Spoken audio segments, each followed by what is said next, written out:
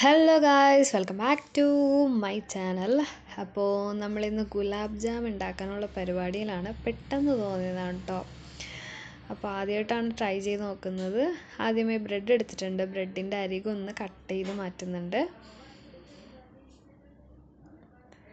എല്ലാം കട്ട് ചെയ്ത് എല്ലാത്തിൻ്റെയും മാറ്റുന്നുണ്ട്. ഞാനൊരു 10ഓളം ബ്രെഡുകൾ എടുത്തിട്ടുണ്ട് കേട്ടോ.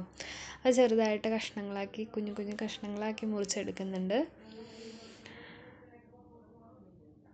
നമുക്കിനി അത് ഒരു പാത്രത്തിലോട്ട് മാറ്റി ഒന്ന് കുതിർത്തെടുക്കണം കേട്ടോ.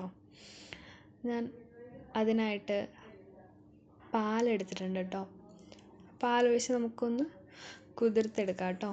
ചെറിയൊരു മാവ് പരുവത്തിൽ ഉരുട്ടിയെടുക്കാൻ പറ്റുന്ന ഒരു പരുവത്തിൽ നമുക്കൊന്ന് കുതിർത്തിയെടുക്കാം. കൂടിപ്പോരുത് കേട്ടോ പാലിൻ്റെ അളവ്.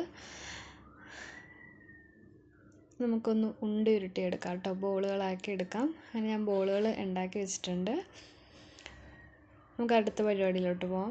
ഇനി പഞ്ചസാര ലായനിയിൽ ഉണ്ടാക്കാനായിട്ട് പഞ്ചസാര 1 ഗ്ലാസ് പഞ്ചസാരക്ക് 1 ഗ്ലാസ് വെള്ളം എന്ന അളവിൽ ഈക്വലായിട്ട് എടുത്തിട്ടുണ്ട്. നമുക്കിനി മിക്സ് ചെയ്തെടുക്കാം. ലായനി ഉണ്ടാക്കിയിട്ടെടുക്കാം. പിന്നെ അതിലോട്ട് ഒരു 3 ഏലക്ക ഞാൻ പൊടിച്ച് ചേർക്കുന്നുണ്ട് കേട്ടോ. നന്നായിട്ട് മിക്സ് ചെയ്യാം. പിന്നെ എണ്ണ ചൂടാക്കി നമ്മൾ നേരത്തെ തയ്യാറാക്കി വെച്ച ബോൾ ഒന്ന് പൊരിച്ചെടുക്കാം കേട്ടോ. ബോളുകളെല്ലാം നമുക്ക് പൊരിച്ചെടുത്തിട്ട് വരാം.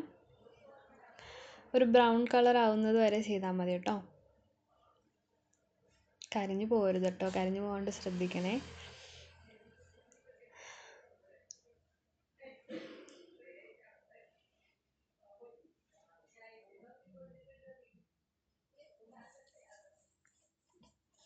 അങ്ങനെ ബ്രൗൺ കളറായി പൊരിച്ചെടുത്തിട്ടുണ്ട്. നമുക്കിനി അതിലോട്ട് മാറ്റാം കേട്ടോ. പഞ്ചസാര ലായനി റെഡി ആയിട്ടുണ്ട്. അപ്പോൾ അതിലോട്ട് എല്ലാം നമുക്ക് ഇട്ട് കൊടുക്കാം.